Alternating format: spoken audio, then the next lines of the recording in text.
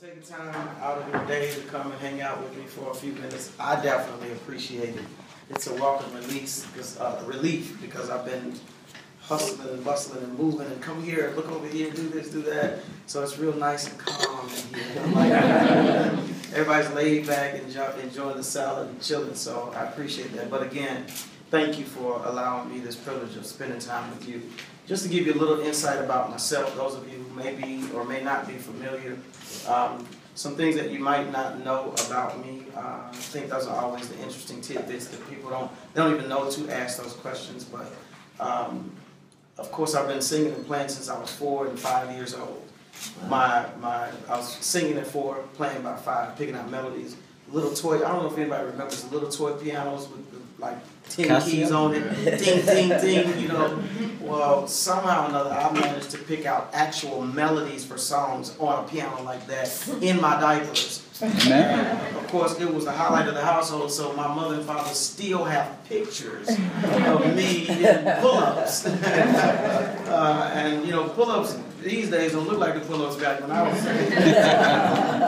They look like some big something. That would be cool in the liner dance. Exactly. That's exactly it. Big bloopers with lines. But I just say that to tell you that music has been a part of my life all of my life. You know, my family members, my aunts and uncles always say, "Oh, he was such a hollering baby, just crying all the time." I said I was just warming up my vocal cords. I was actually singing. You guys just didn't understand. So I'm very passionate about what I do. Love music. Love the ministry that I have. I pastor a church now. Been almost 9 years. In September it will be 9 years that I've been pastoring. So that's a major, major responsibility, but it's also a major blessing. And it's also probably a partial reason as to why it's been 5 years since I released a CD. It's literally been 5 years since my last full-length CD came out, and 8 years since I did a studio CD, a studio album. So I think everybody's like, "Oh my God, he's back." I'm like, I never went anywhere. I've never gone anywhere. I'm still doing what I do. And actually put out a few releases in between in the interim. I put out a very, very, very traditional CD called How I Got Over, which is like your grandmother's CD. You know, old school songs in a very traditional fashion. But it's what I grew up on. It's what I appreciated, hymns and old school songs. And so I decided, you know, me, this youthful, energetic, vibrant, lively young man needs to go back and put out this old stuff so that people in my generation and even younger than me will pay attention to the songs that carry us. And that was literally the name of the CD. And then right after that, we put out Once in a Lifetime, which was a celebration of 10 years.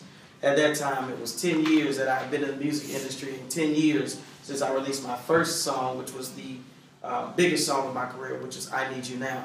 And so now, fast forwarding to 2014, 5 years later, I literally took every bit of those 5 years to do the CD. I mean, it wasn't like, you know, 5 years and then last year I decided, let me go in the studio and do a new CD. But I left the stage of my last live recording and immediately went back to the producers that worked with me on I Need You Now, that whole CD. I went to Derek Allen, DOA is what he's known as in the industry. Derek produced the song I Need You Now and co-wrote and produced most of the I Need You Now CD. First producer I ever worked with was Tony Dixon. And just to give you a little bit about their level of accomplishment, these are major, major secular, urban, R&B, hip-hop producers, songwriters. I mean, DOA has written lately for Tyrese. He was the bass player on Rhythm Nation, played for Lionel Richie. I mean, you name it, he's done it in the music business, accomplished everything that he could possibly accomplish as a producer and songwriter. Tony Dixon co-wrote Love on Top for Beyonce, has worked with Tyrese, with Justin Bieber, wrote 2 songs on his last project. I mean, so he's a very well-known and accomplished urban writer as well. But these are my friends, and they were with me when I was not the Smokie Norful. I was just, who is this kid? Who's this little kid? Because I look a lot younger than I am. I have a 27-year-old daughter, so. Amen. Yeah, see, I like that. Yeah.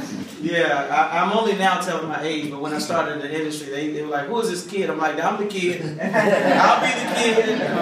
They didn't know at the time that I was a school teacher, high school history teacher for 7 years prior to even getting in the music business. Wow. So yeah, so they're like, "Who is this kid?" It's me. I'm still that kid. I've learned how to fight the gray. It's called color.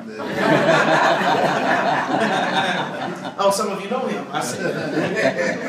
But this is a culmination, 5 years of labor, of love, of sacrifice, of pain, of trials and triumphs and victories, and forever yours is literally that. It is my commitment, my declaration that God, number one, I am forever yours, to do this gifting, use my ministry, my gift to bless people, to inspire, uplift, and encourage people. But also to my fan base, those who have supported me over the last 13 years. I am forever yours. I know that this now is what I am made, born to do. Of course, it doesn't supersede and take anything away from the preaching or pastoral ministry. But I finally came to a place where I realized it was not an either or, it was an and both. And so that was the reason that I used that title. And it's also an awesome song on the CD too. It's called Forever Yours, Song of Commitment. So let's listen to some of the music.